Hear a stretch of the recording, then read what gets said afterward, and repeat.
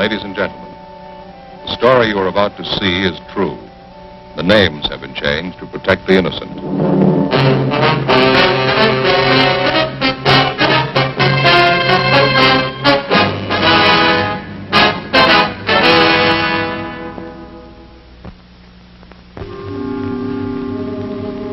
This is the city. Every 24 hours, a little bit of everything happens. 2 million people make a lot of history in one day. They write it all down and file it away. Some of it's important, some of it isn't. Business, industry, government. You buy a 3-cent stamp or an oil well. They keep records on all of it. Progress, money, success, and failure. A complete history of every day. Some of it's public, some of it's personal. It's all written down. In my job, we catalog trouble. I'm a cop. It was Wednesday, October 6th. It was sultry in Los Angeles. We were working the day watch out of homicide. My partner's Ed Jacobs. The boss is Thad Brown, chief of detectives. My name's Friday. It was 10:45 a.m. when we got to the Ortega Hotel. A 30-year-old man had disappeared suddenly. We'd uncovered evidence of foul play. The list of suspects was narrowed down to one man, the last person to see the victim alive. We traced the suspect for months. The break finally came. We found him.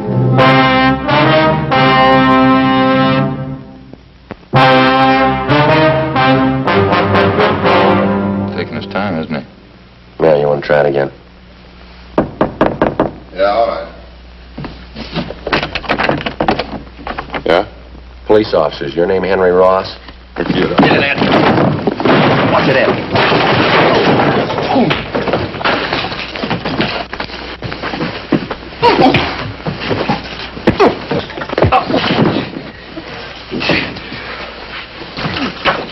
Hands behind your back, both of them. Sit down in that chair. What is this? You guys really cops?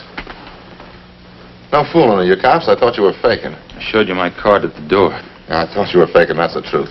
There's a couple of guys out to muss me up, and I thought you were them. Your name Henry Ross? Sure, that's right. No, I thought you were one of those mooches I had a fight with in the bar the other night. He said he was going to get a pal and come back and take care of me. Yeah? Well, sure, I got no reason to fight cops. Didn't do my room any good. The landlady's going to scream. All right, you want to finish up dressing? I want to talk to you downtown. What's it about, officer? Missing person. We'll brief you when we get downtown. All right with me. Would you take these cuffs off, please? Kind of hard to dress with them. All right. Bend over. I don't know why you have to slap cuffs on me. I didn't know you were cops. Mind if we check through your things, Ross? Huh? Why? Mind? Well, go ahead if you want. I got nothing to hide. If you spoke up at the door, there wouldn't have been this fight. I thought you were that mooch in the bar and his friend. Thought you were looking for trouble. All right, mister. You about ready to go? Oh, I'd like to brush my teeth first, if you don't mind. Got a mouthful of cotton this morning. Where do you keep your toothbrush? Over here, I'll get it. Never mind. All right.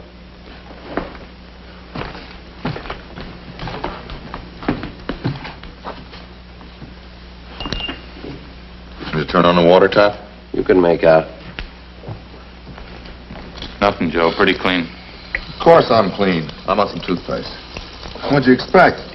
Anybody can make a mistake. I didn't know you were cops. Henry Ellsworth Ross. That's your full name? Hmm? Yeah, that's right. Hardly ever use the L's word. Lousy name, huh? Well, what's the picture of all this, officer? We told you. Missing person. We'd like to talk to you about it.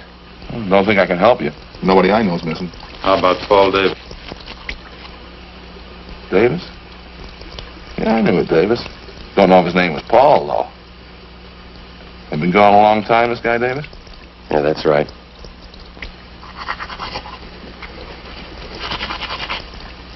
Was something wrong, you think? Yeah, we figure murder.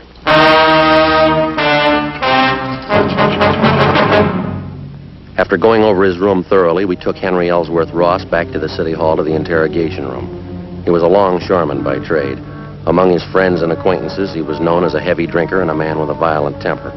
Ed and I questioned him for half an hour. We got nowhere.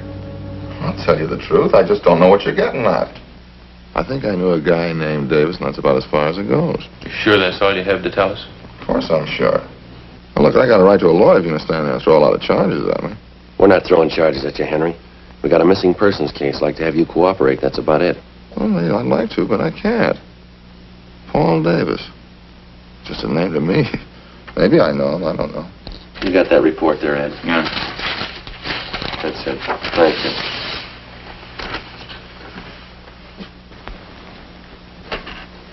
According to his wife, Paul Davis left Los Angeles by auto a little over 4 months ago. He was driving up to Oakdale, California to take a job with the dairy company.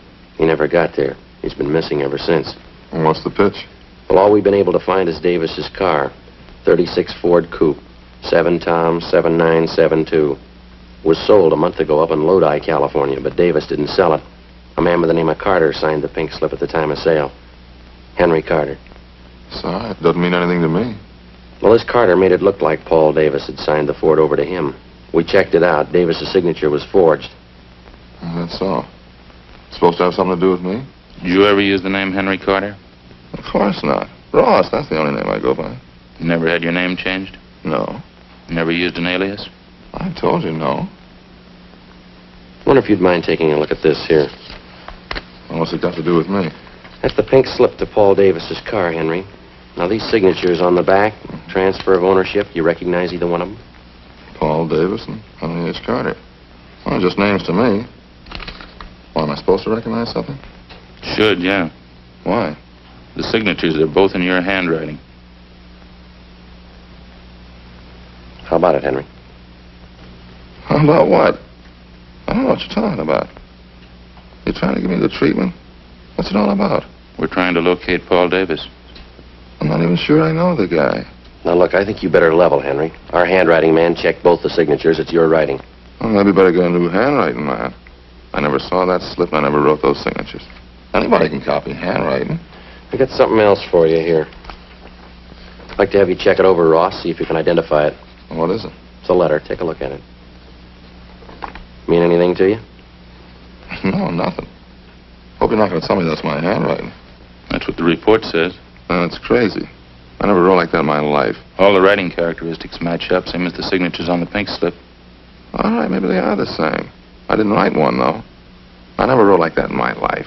Look here, I'll show you. No, that's all right, Henry. Ed, you want to pull a package from R&I? Yeah, okay. I don't savvy one bit of this, Sergeant. How about laying it out for me, huh? You can see the name there at the bottom of the letter. Now, it's signed Henry Carter, same as the pink slip. That doesn't mean anything to me. That letter was sent to the wife of Paul Davis about 9 weeks ago. That says there that Davis supposedly was too busy to write his wife, so he had this Henry Carter send a letter. He also writes that Davis sold his car to Carter. Somebody trying to cover up, huh? Yeah, we think so. We think it's Henry Carter. This guy Davis been gone 4 months? That's right. You said you thought Davis was murdered. How come?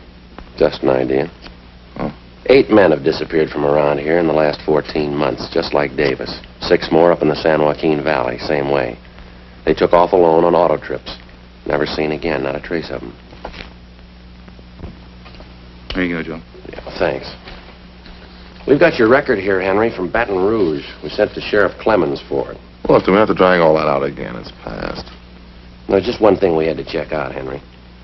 Now, you told us that you never used an alias, is that right? Well, all right, I have. I didn't know what you were getting at. I didn't figure it was any use in dragging out dirty laundry again. I asked you if you ever used the name Henry Carter. Yeah, okay, I used it. It's a common name. A lot of Henry Carters are around. We only know one who fits your description. Well, I'm clean, you know that. Smoke, Henry? No. Joe? Thanks. Yeah, let me have one, huh? Sure.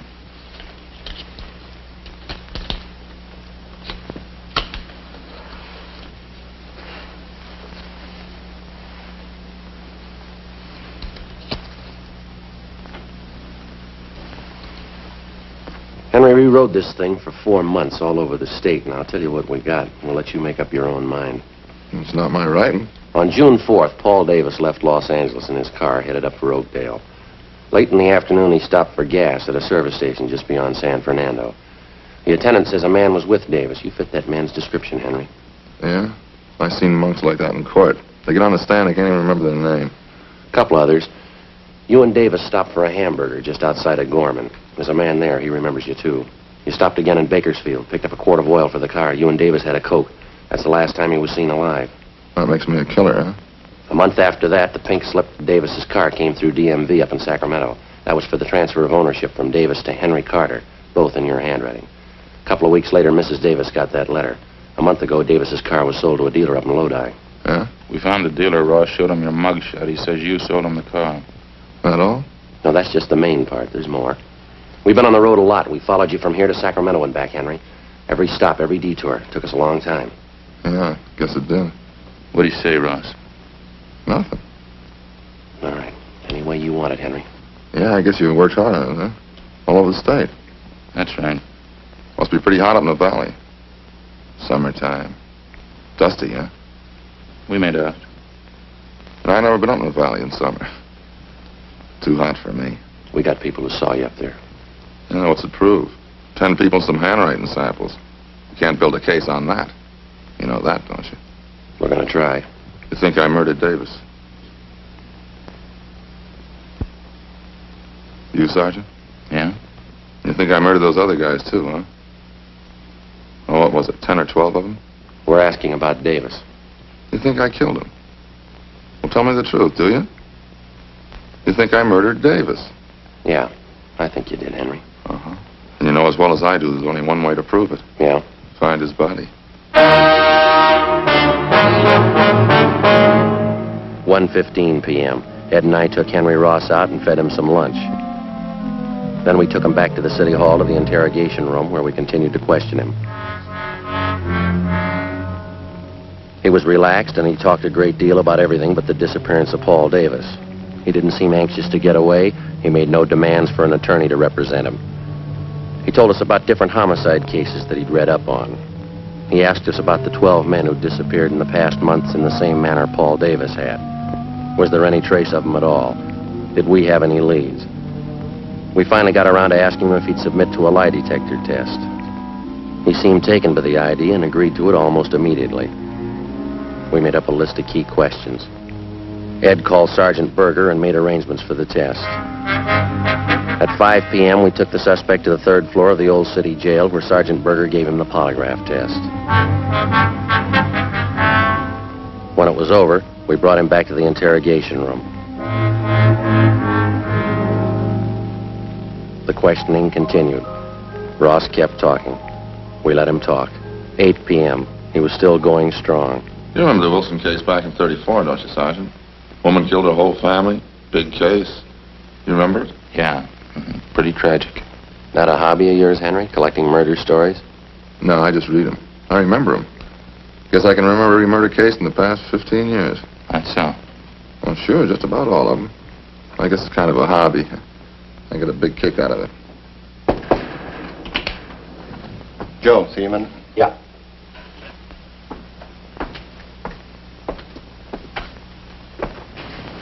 Berger opened the polygraph room just called. What'd he say? They found 16 positive reactions on Ross. Thanks, Bates.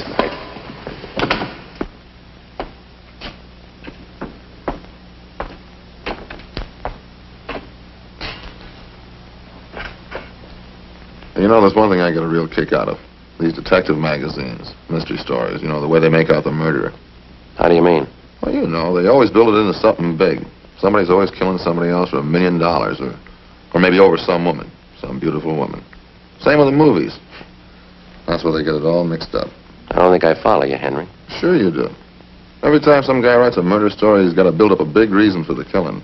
Well, it generally works out that way, doesn't it? Why? I'll bet there's 1,000 murder cases in your files without a reason. Some people kill, that's all. I've heard about lots of them. Sure, they just want to kill and they go ahead and do it. Maybe for a few bucks, maybe for nothing. They just do it, that's all. That's so. Well, sure. You know that. Like this thing you've been talking about. 10, 12 guys disappear. They got a few bucks, maybe they got nothing. Somebody plows them under, that's all. No big reason, they just do it. So 12 guys are gone. Doesn't mean anything. Is that how you figured it, Henry? Huh? Phone call a minute ago. That was from the man who gave you the lie detector test. Oh, that right? How'd it go? Well, he just finished going over your graph. He got 16 positive reactions. Yeah? What would that mean? You lied, Henry. 16 times. Is that right? Yeah, but I told him to get a new machine. I lied all the way through. Mind telling us why? No, I don't mind. I guess I knew you'd find out. Well, let's go out and get something to eat first, huh? Hungry. We better talk a little more, Henry. Now, let's go. I'll tell you while we're eating. Bring a pencil and I'll draw you a map. A map of what? The canyon, where I buried him.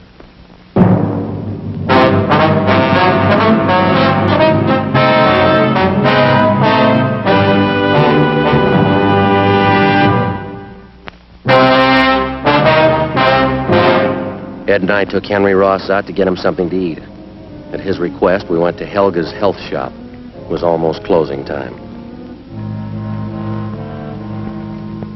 Ross got himself a salad, molasses bread, yogurt, a vegetable burger, and some grape juice. Ed and I settled for a Swiss cheese sandwich and some grape juice. Vegetable burger and beets, huh? Sure smells great. Yeah, I can't take those beets too well. They repeat on me. Not me. I can eat anything. Salt and pepper? Yeah, thanks.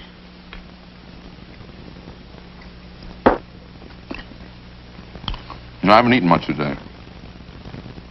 Hey, did you get your sandwich made with molasses bread? No, wheat germ bread. Oh, you should have got molasses bread. Real blackstrap molasses. Smell it. Nice and fresh, huh? Oh, you know, this yogurt really sharpens up my appetite.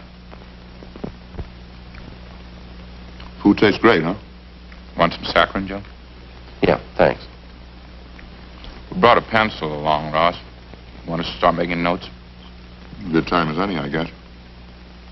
You know, the whole thing comes right back to what I was trying to tell you there in the office. Yeah, what's that? Well, you know about the phony mystery stories. And every time there's trouble, there's a big reason behind it. Phony, that's all. Yeah? Sure. This Paul Davis, for instance. Well, I guess I knew you'd find out. I knew this morning when you picked me up. I knew you had it figured. Must have been a big job, huh? Finding me. Pretty big, Henry, yeah. A lot of mileage. How'd it happen? Well, there again, it's just what I was saying. There's no reason behind it. I needed a few bucks, and this Davis came along. I guess he was it. So you want to pass me the salt? There you are. Where'd you meet Davis, Henry? Well, I was hitchhiking out in Ventura. Not a dime in my jeans. I was going up to Maricopa. Thought I had a job up there. Well, this Davis came along and picked me up. You ever know him before that? No, a stranger. Said he was going to Oakdale and be glad to give me a ride. Go ahead. Well, I think we stopped for gas up around San Fernando, and I saw that he had a few bucks in his wallet. I guess that's when I got the idea. About what? Killing him. Maybe that gives you an idea what I was talking about. You don't need any big reason to kill somebody. Davis had 18 bucks. Suppose I told that to a writer. Somebody killing the guy for 18 bucks. Wouldn't make much sense, huh? You tell you to never sell. You need $1 million. Beautiful woman. Good motive. Where'd you kill him, Henry? Outside of Bakersfield. Little canyon there.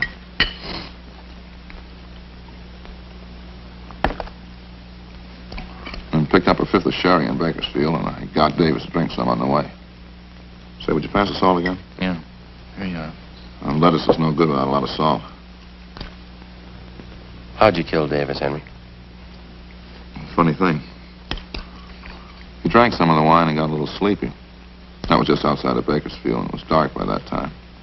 Spotted this little canyon, and I figured it was as good a place as any. Yeah? Well, I got him to pull off the road, and we had a few more drinks, and I spotted this little shack out there, out in the middle of nowhere.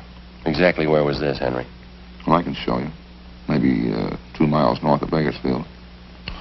We got to the shack and finished the wine, and then we went to sleep. Both of you? Mm-hmm. That's where the funny part comes in.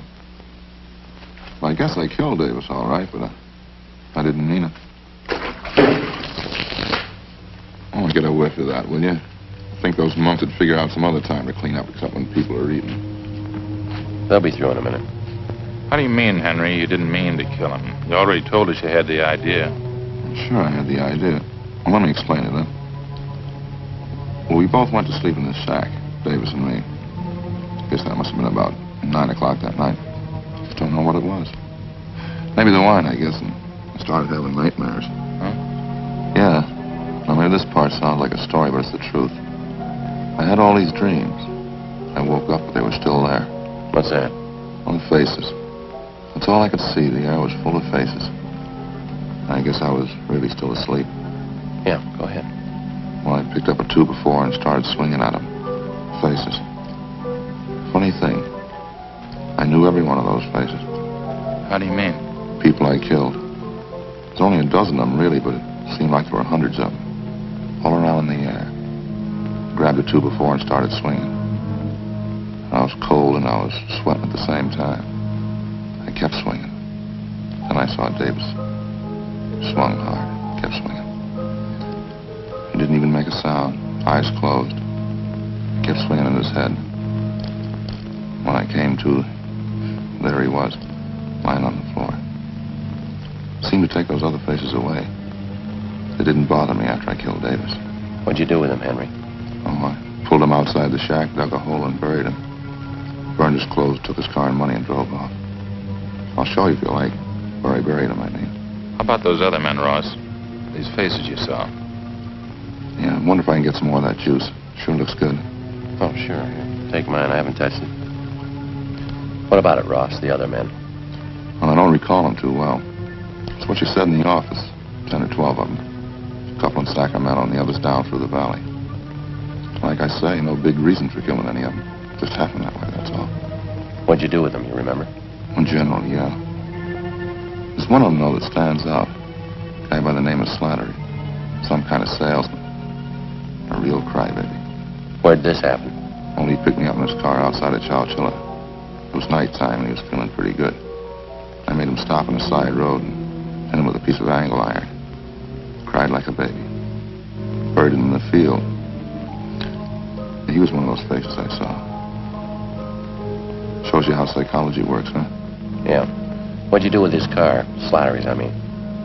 I drove it down to Mexico and sold it there. Guess that's what I should have done with Davis's car, huh?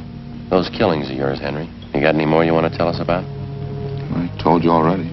10 or 12 of them. They're pretty much the same. When was the first one? Oh, maybe 18 months, 2 years ago. First one wasn't any harder than the last. Just like I was telling you before. Yeah. You know, everybody builds up murder. It's supposed to be a big thing. Hard to do. All those phony stories. Might hit a guy a couple times with something. That'd be it. A real small thing. Didn't change me any. That's why I say it's all built up. You ever been treated for any mental sickness, Ross? No, why? You ever been examined by a psychiatrist? No. After you killed these men, did it bother you at all? Oh, just that one dream. The time I was with Davis. That's about it. Sure a good meal, Sergeant. Thanks a lot. Yeah, okay. Ready? Let's go.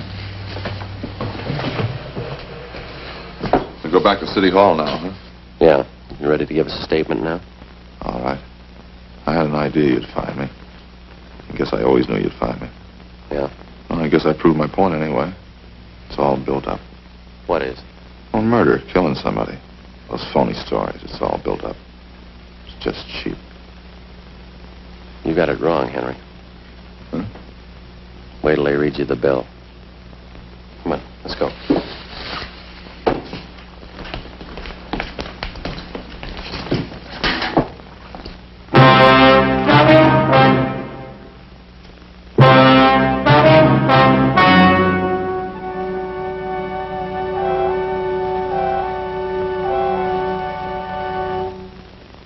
On January 7th, trial was held in Superior Court, Department 86, City and County of Los Angeles, State of California. In a moment, the results of that trial. The suspect was tried and found guilty of murder in the first degree.